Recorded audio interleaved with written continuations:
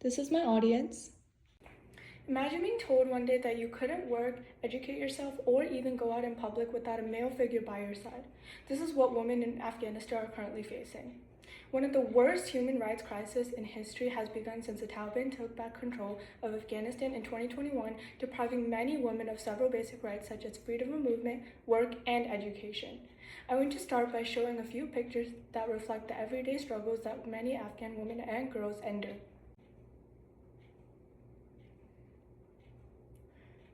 These pictures give a glimpse into the difficulties that Afghan women encounter, beginning with the rejection of numerous basic rights. Let's start by comparing the freedoms that many of us have in the United States with the situation of women in Afghanistan to gain a better understanding of the difficulties that women face today.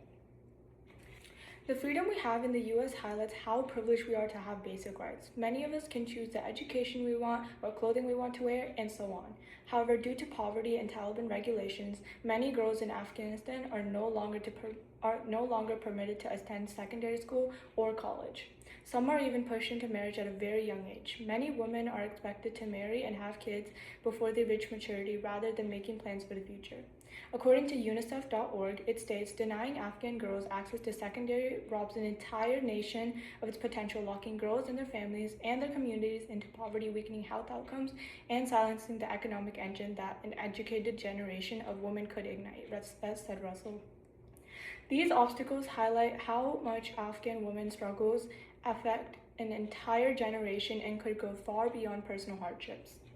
Women in Afghanistan have lost many of their basic rights and privileges since the Taliban took back control.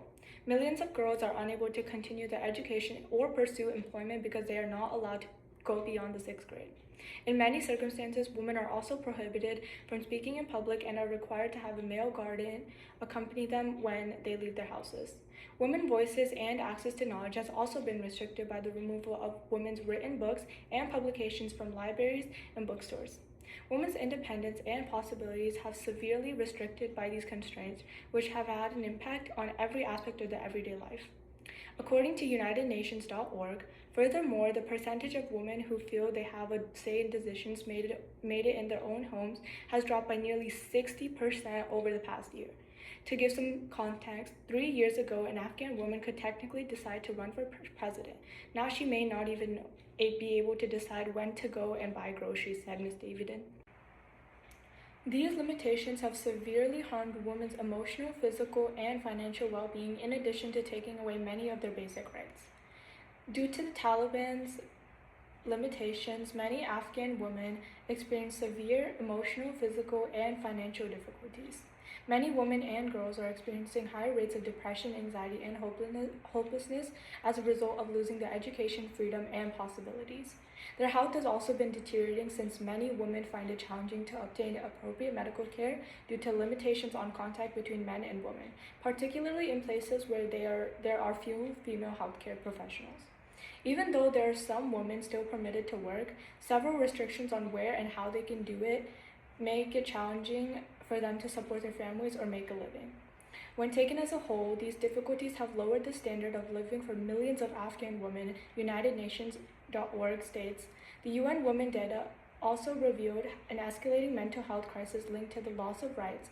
68% of women reported having bad or very bad mental health, and 8% said they knew at least one other woman or girl that attempted suicide.